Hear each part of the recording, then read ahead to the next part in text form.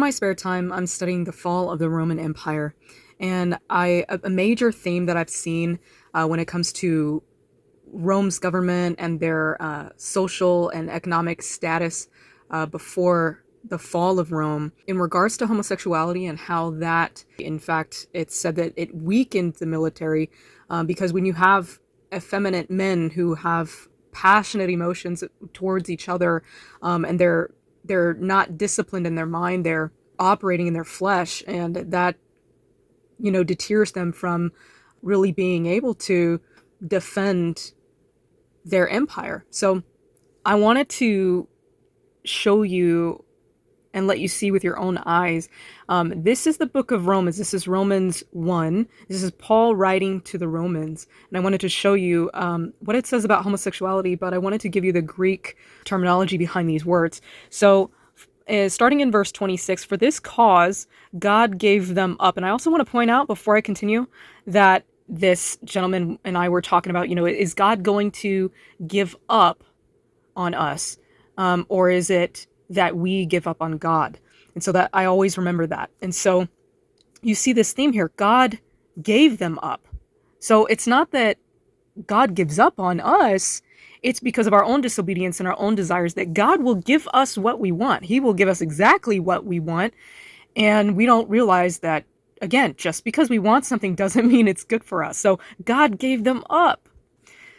God gave them up into vile affections. God gave them over to a reprobate mind. God gave them up to uncleanness through the lusts of their own hearts, to dishonor their own bodies between themselves. So starting in 26, for this cause, God gave them up into vile affections. Now that word vile in Greek is atimia. It is an abstract noun meaning to lose one's honor. Without spilling blood, without committing a crime, it is to literally be so dishonorable that you become indebted to wrath because you're worthy of death. And that word affections in Greek, this term here is pathos, meaning a path of suffering, misfortune, emotion. And so these two words together, vile affections, can be transliterated as reprehensible passions. God gave them up into vile affections, reprehensible passions, for even their women did change the natural use into that which is against nature. And their women did change the natural use. That word natural in Greek is physikos, and it means inborn. The word use after that in Greek is krasis, and it means it's the employment of the body during sexual intercourse. So these women did change the natural use, the inborn employment of the body during sexual intercourse, into that which is against nature. And likewise, also the men leaving their natural use of the woman, okay, their inborn employment of the body during sexual intercourse, the natural use of the woman, burned in their lust one toward another, men with men, working that which is unseemly. And unseemly here is the Greek feminine noun called askemos une, which pertains to the feminine use of genitalia, often tying to one's nakedness and shame. And receiving in themselves that recompense here is the Greek word antimisthia.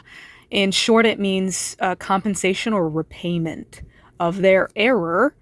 That Greek word is plane, and it means being morally led astray, deceit, and fraud, which was meat. And meat here in Greek is dai, which means the necessity of law and order, and it's brought on by circumstances or by conduct. Okay? So likewise, also the men leaving the inborn employment of the body during sexual intercourse of the woman, burned in their lust one toward another, men with men working that which is, what is it? It's the feminine use of genitalia. So you don't have to use your imagination, okay? And receiving in themselves that compensation, that repayment of their morally being led astray, which was brought on by their conduct. So when you think about the statistically, HIV within the the homosexual community, particularly men, um, it runs rampant in the LGBT community.